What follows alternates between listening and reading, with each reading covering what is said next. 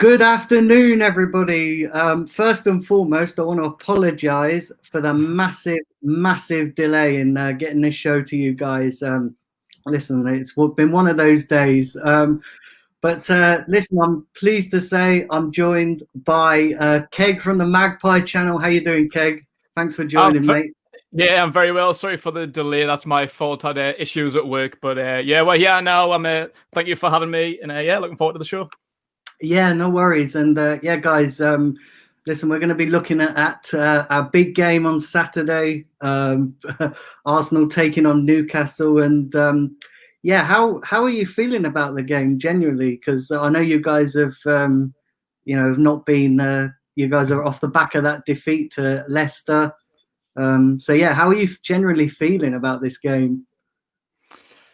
I think generally this season, I don't think many Newcastle fans have looked forward to many games, to be honest. Like the style of football Steve Bruce plays is not what we want to be watching. It's very boring. It's very negative.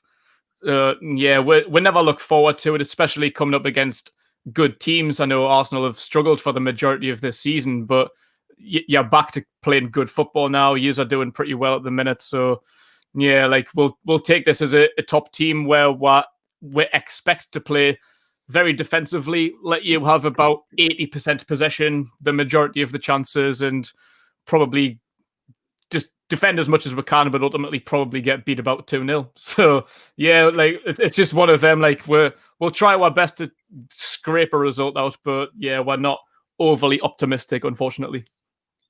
Yeah, and when I look at Arsenal and Newcastle, I look at very kind of different clubs in maybe terms of you could potentially say stature, but I look at it very similar situation. You guys absolutely despise your owner, Yeah. which is pretty much the same as us. We despise our owner. We've been trying to get our owner out for a long time, and I know you guys. Listen, you guys must feel really deflated, after that possible takeover that never happened, and yeah, what happened there? Do you reckon with the takeover? Do you reckon it was just that it was they just didn't want to buy in the end, or? Well, there's conflicting reports. It depends what you believe, really. Like the Saudis blamed the Premier League blamed the Saudis, and for once, it never actually seemed like Mike Ashley's fault. Like you would have assumed it had something to do with him. He would have been the one to pull out in the end, but no, it seemed like he was all for leaving. He's been here for over 13 years, pretty much sucked out every penny that he can. So, yeah, he seems like it was finally time for him to move on. We're going to get a big Saudi investment, from the richest family in the world, basically. This was going to put us on the map again for the first time since about the 90s. But, yeah, apparently it was the Premier League were just trying to delay it for as long as possible because there was these stories about the Saudis' reputation with human rights, etc. Just bad things from the press, like the way they go about their day-to-day life in Saudi Arabia. It's just not really what the Premier League wanted over here. But yeah, that's what they were trying to say. The Saudis were saying that the Premier League just wouldn't give them the approval. So we don't really know what happened. We don't know who's to blame, but I think it was the Premier League were just waiting for answers.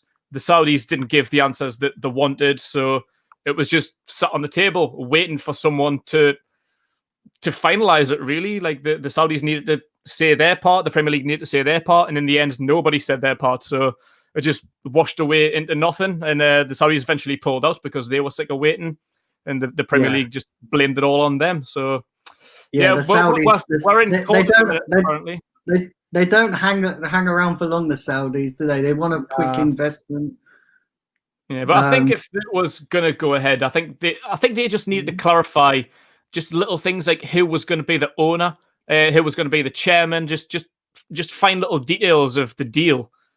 The Premier League were unclear of, but they didn't want to give that information, which is a little bit fishy, really. Like why didn't they just say who was going to take which part. Like, why were they being funny about it? Like, you don't really know if you could trust these guys. Like I say, they have got poor human rights record. They kind of try and do things their own way. It might not have been fully legitimate, but at least if they had the money, it would have been a massive step up from Mike Ashley. So yeah, it is what it is. But apparently it's in court at the minute because Mike Ashley did want that deal done. Like, he almost had 500 million in his pocket. And if there's anything Mike Ashley likes most in this world, it's money. So he felt like he was £500 out of pocket. So he's been trying to take this to the Premier League, to the FA, to try and get answers. Like, why didn't they give the approval? So it's still supposedly on the table, just waiting for Premier League approval, waiting for the court, whatever's going on in court, to be settled. So it may still happen, but we're not holding our hopes high. Like, it's been over almost a year since it first broke that they were in for it. So yeah, we can't be holding on for much longer. Yeah, well, hopefully you, because we've been trying to get our owner. We've been trying to get our owner out, as you know. Listen, it's well documented, especially on social media and that. But I look at Newcastle from an outsider's perspective, and I want to get your take on the Arsenal perspective, looking at it from an outsider. But I look at Newcastle from an outsider's perspective, and I thought you had it pretty decent, with Rafa Benitez as manager, and I can't work out why that came to an end the way it did. And then you kind of landed yourselves with Steve Bruce, who's a waste of time. Do you know what I mean? Yeah. Absolute waste of time. I can't. To go from Rafa Benitez is a decent manager, and he would have got those players firing. But So do you guys? Who would you guys have preferred to come in over Rafa? If obviously the fact that he had to leave, and would you have had? Listen, who was your first choice? Because I'm guessing it's not Steve Bruce. It certainly wasn't Steve Bruce. He wasn't anywhere near the shortlist. You don't know. Under Mike Ashley, you never know what to expect. I think we're always expecting a Steve Bruce type. We're never expecting to replace Rafa Benitez with basically anyone good. Like, we knew it was going to come to that. I think like the initial reports were Gary Monk was quite high on the list. Yeah. I think at the time, to be fair, Arteta was one of the ones high up on the list because he was still at Man City at the time. That was Patrick Vieira.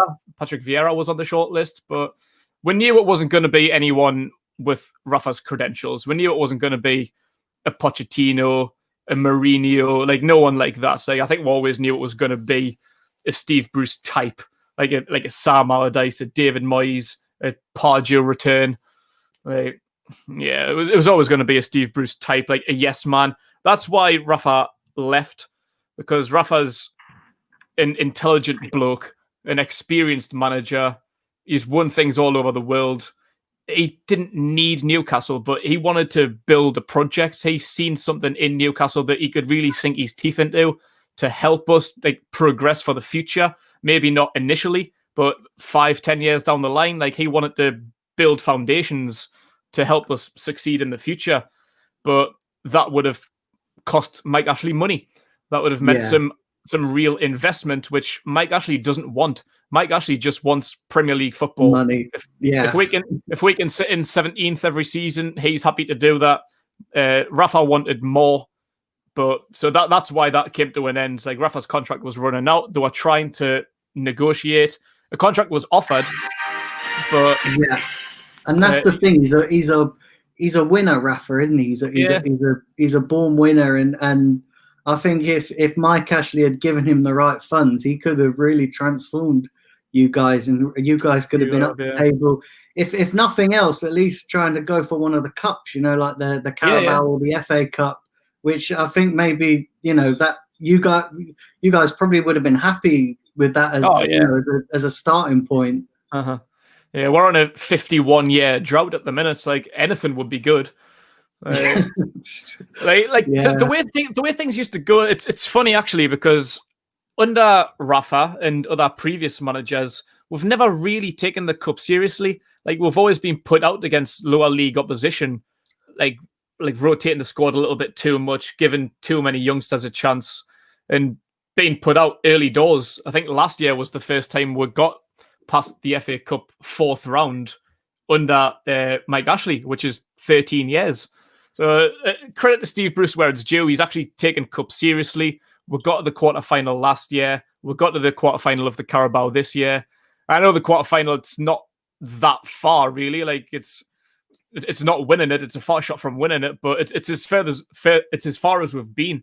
So, yeah, credit to Steve Bruce for that. He's actually taken it seriously, played his best teams where he can. So, yeah, we'll be giving it a go against Arsenal on Saturday. We will be playing our best team. We'll not be rotating too heavily to where we can. So we're coming to the end of the festive period now. We've been playing like 2, almost 3 games a week. So there might be a bit of fatigue in the squad, but I can guarantee he'll be playing the best available team that he has to him.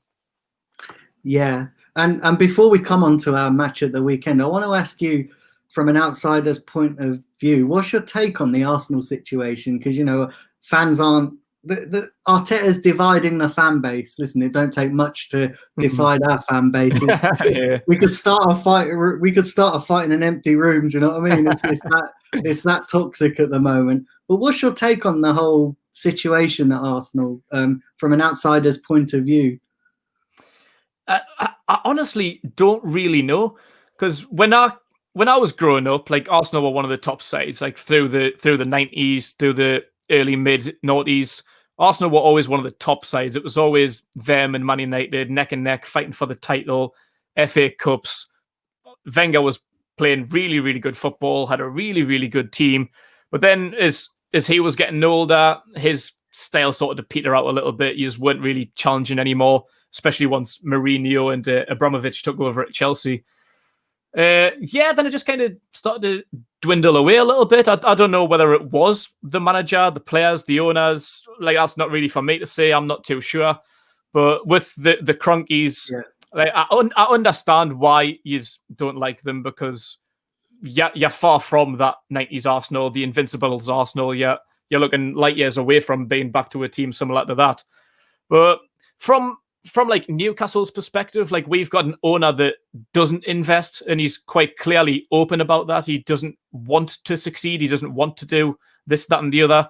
So when we look at Arsenal and like Man United they complain about the Glazers, like, you don't like your owners. But the way we see it, like, you're still getting the tools. Like, you haven't got all of the tools, but you're still getting the money for the likes of like Aubameyang and Pepe.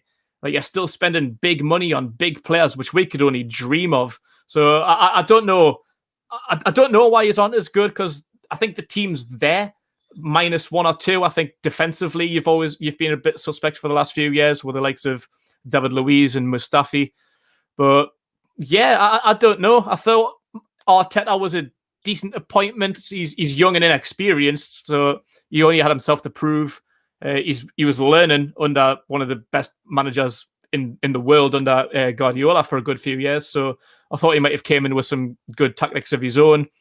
And it hasn't really worked out yet. Like, you're on a good run now. You've won an FA Cup under him. Yeah. So I suppose only time will tell. But in terms of the owners, I've got no idea where their ambitions are. I think their only ambition really is to win the Super Bowl with the LA Rams. Yeah, and to make as much money. But see, the problem with our owners is, in trying to make so much money but spend very little, they're actually damaging the team. So they're not. Like, we're obviously out of the Champions League now. We're in the Europa League, and we're right down. Listen, we was knocking around 15th place at one point, so I think that's what they've tried, like they say, they don't know nothing about football. No, and I said the problem with our recruitment team is that you've got them going to the owners and saying, listen, I think this player is good, and they're just going, yeah, okay, pay for buying, and that's the biggest issue, I think, with Arsenal.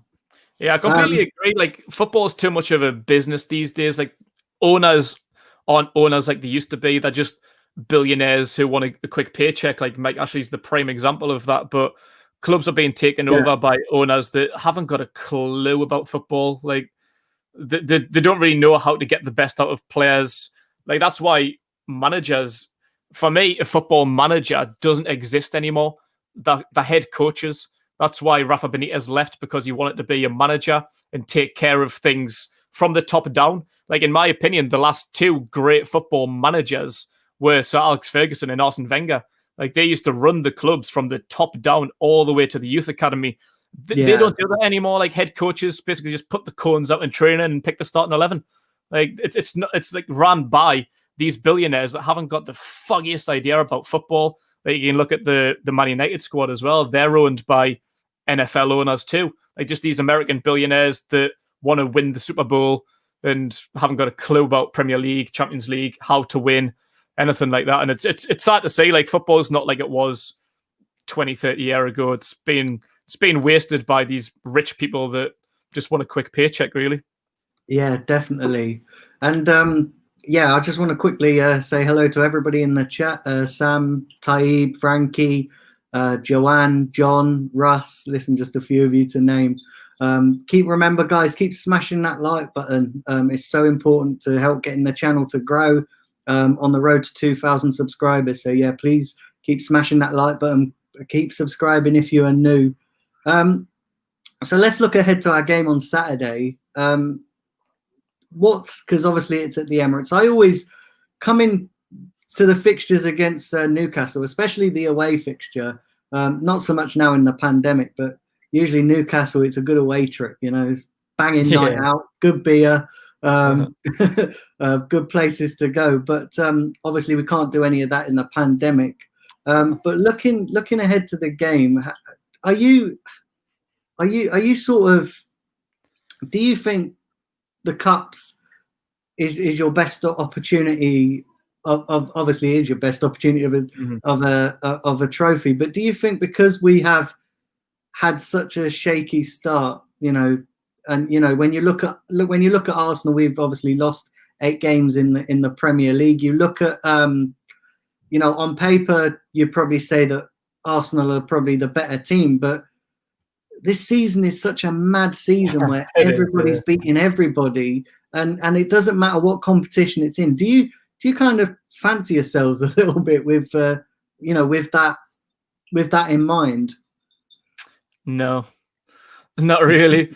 Like, it's just what you get used to under Steve Bruce. Like, honestly, there's no passion. There's no want to win. Like, Steve Bruce is quite happy just to scrape through just the absolute least that he can.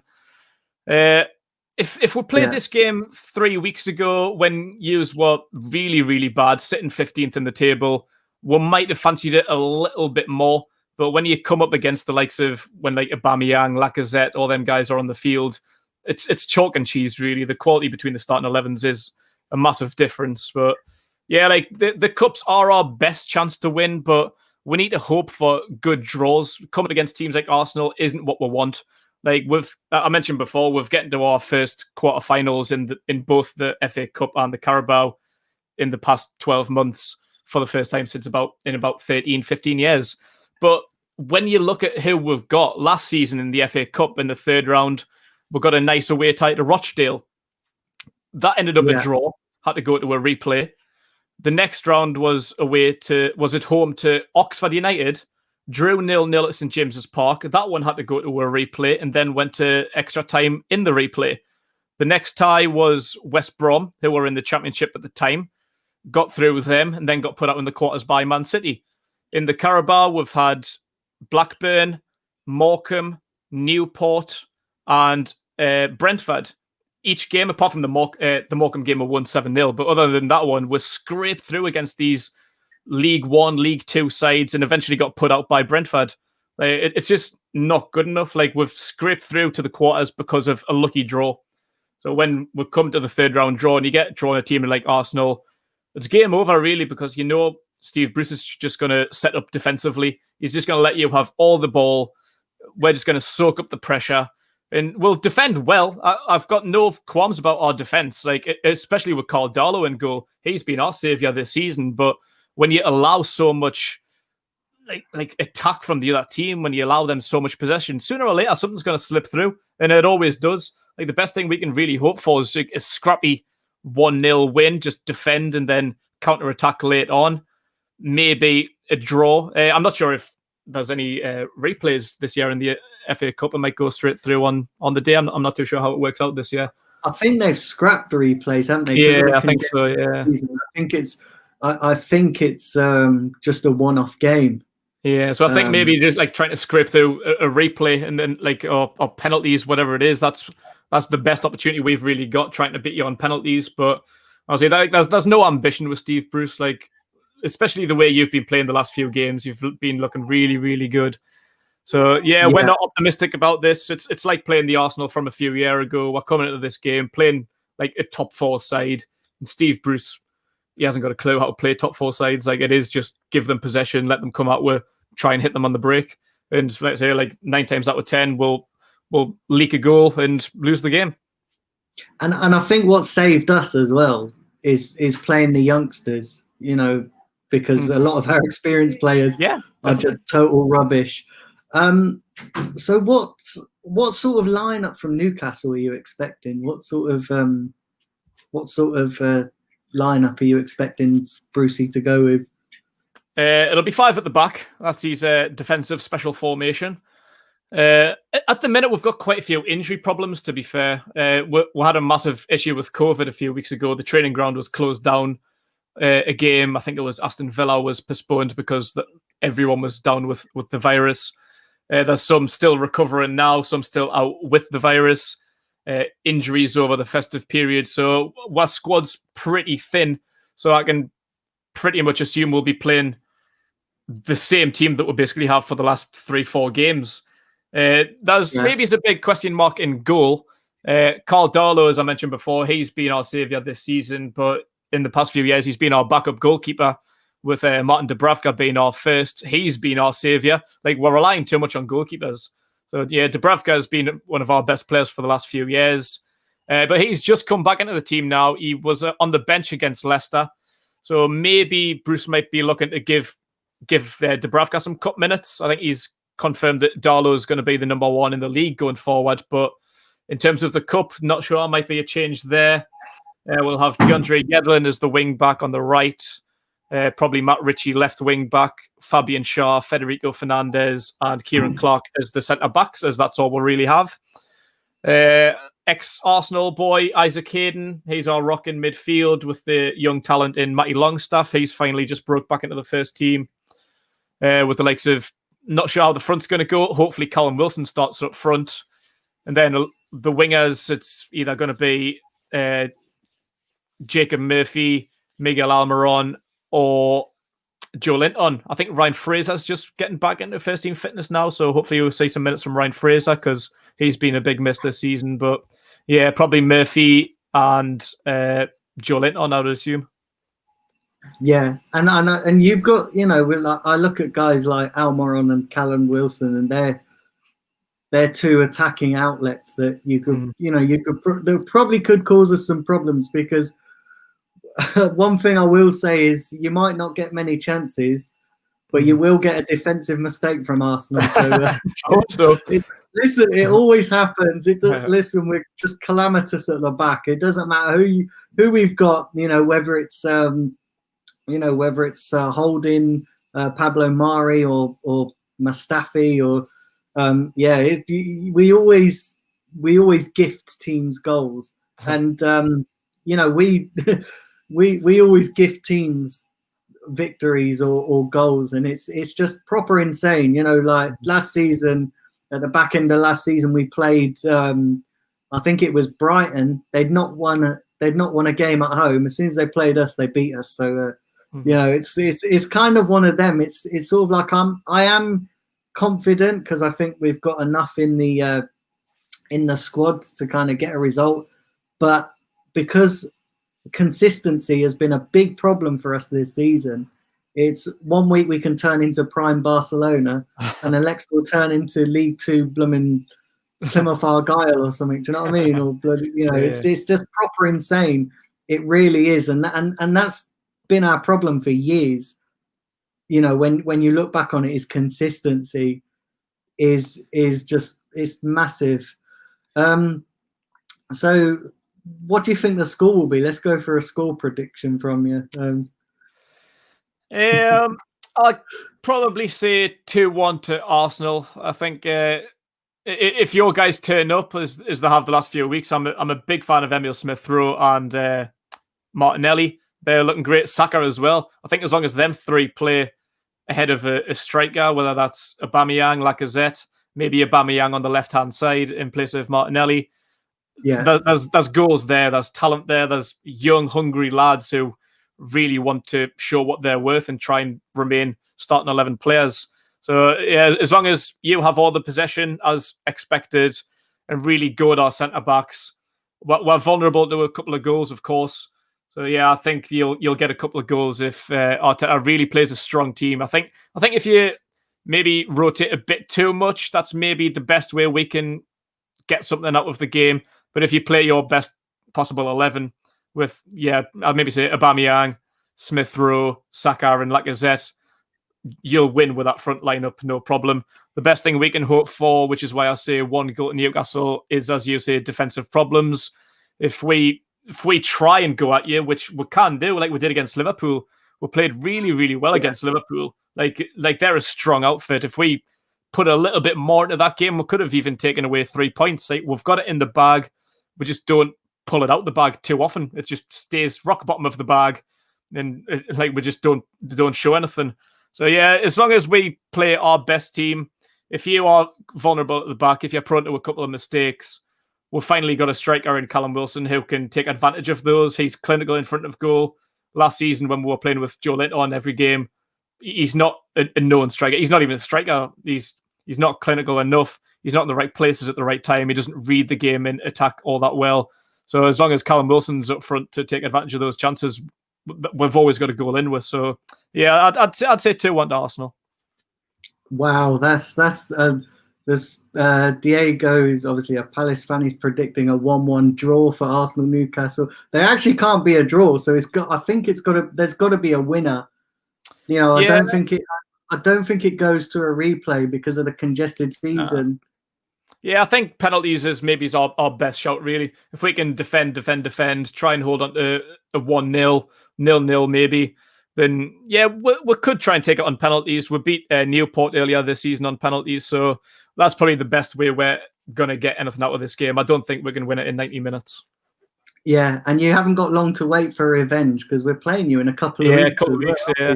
I think it's not this Monday, but the following Monday we're playing. Yeah. Playing you. But yeah, I'm probably going to predict. I think so. I'm going to give 2 predictions. So I'm going to give the first one being if we're on form, then I'm going to go with a 3-1 to Arsenal.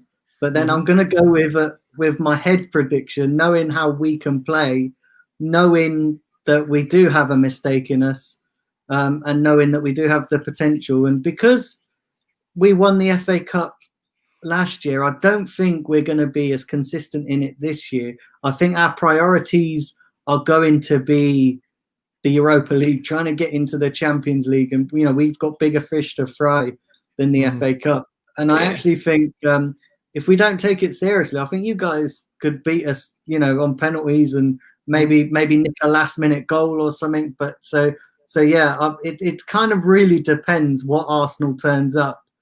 If the Arsenal of the beginning of the season turns up, then listen, you're in for a field day. If the Arsenal of the last few weeks turns up, then it's going to be a difficult afternoon for you guys. It depends. Yeah, it depends on what Arteta wants to do. Really, like I think you probably will want to try and defend the FA Cup, but as you say, like if you've got bigger fish to fry in terms of the league, trying to get the Europa League spot, and you're still in the Europa League as well, you might have other concentrations. So yeah, hopefully for us that he does rotate. Hopefully, we do see a few more youngsters. You've got a good group of talented youngsters as well, to be fair. So whichever team he puts out, you can still give us a good go. Like I like that young kid. I can't remember his name. Is it Balag or something like that? So he's a decent youngster. Yeah, he looks like he's a good player. he looks like he could be off though, because we're not How's he? giving. Well, we want to give him a new contract, and All right. it's looking like that. Yeah, apparently Arteta sees him as surface to requirements, which is one of the reasons why I just that's understandable. Yeah, I'm not seeing. I just don't think Arteta's the right man for us. I really don't. It's just massively, and it's insane how you can give a job to somebody with no experience, and especially a job like Arsenal. Yeah, like we were linked with him before Steve Bruce, and like I think in Newcastle would have been a better stepping stone for him. Like, if he's going to go into first team experience, as I said before, he was back up to Pep Guardiola, like one of the best managers in the world. Like, that's great experience for him.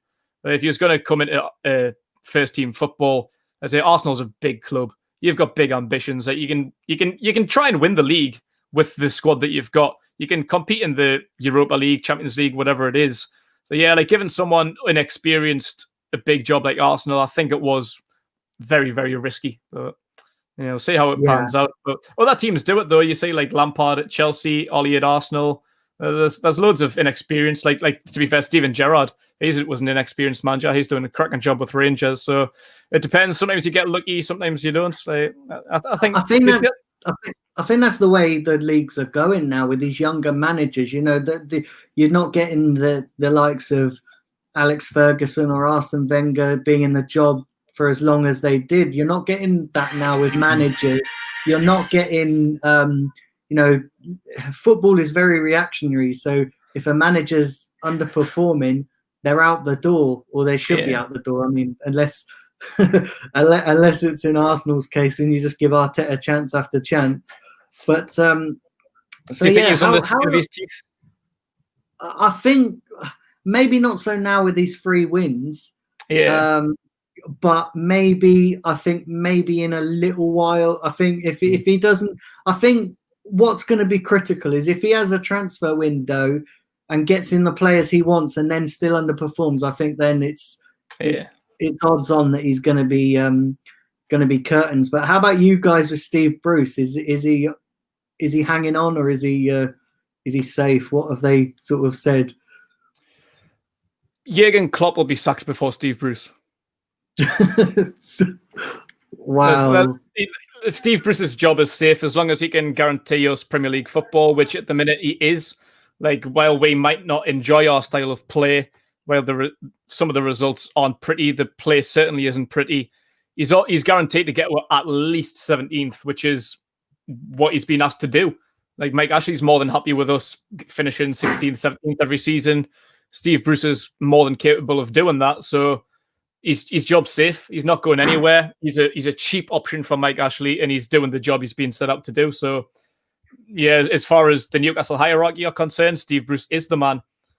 As far as the fans are concerned, you wouldn't have even been on the shortlist for the job when Rafa left. But yeah, so his job's safe. Like, Arteta will go, Guardiola will go, Klopp will go before Steve Bruce does. Yeah, definitely. I suppose not many teams want to sack their managers with COVID and all that. They listen. I suppose it's hard, and they're not making so much money, and every club's in dire need of maybe some kind of stability at the moment. But yeah, listen, we've reached the end of the show. I want to thank you, Keg, for coming on and taking the time to come and talk to me today. Yeah, not a problem. Anytime. The time could have been a little bit sooner. Sorry for the delay. Sorry for anyone. That was waiting. But yeah, it's been fun. Thank you very much for having us on. And I'd love to get you back on before that Premier League clash as well, and we can go over the result of this FA Cup tie if that's all right. I'd love to get you back on for that. Yeah, not a problem. Drop us a message. We'll sort something out. Yeah, definitely. Well, there you go, guys. Listen, thank you to everybody who's tuned in. Once again, I do want to apologize for the delay. How things are in these current times and stuff, and people's work commitments and stuff. So yeah, I just want to apologize for that. Remember, do keep subscribing, do keep liking. I will be back on Saturday with the watch along of the Arsenal Newcastle game. I'm not sure who is joining me. I think it's probably going to be Melina, or maybe maybe Kevin or Simpy, but I'll let you guys know. So keep it locked here. I'll post in the community tab. Well, listen, Keg, thanks for coming on. It's been an absolute pleasure. Thank you to everybody in the chat.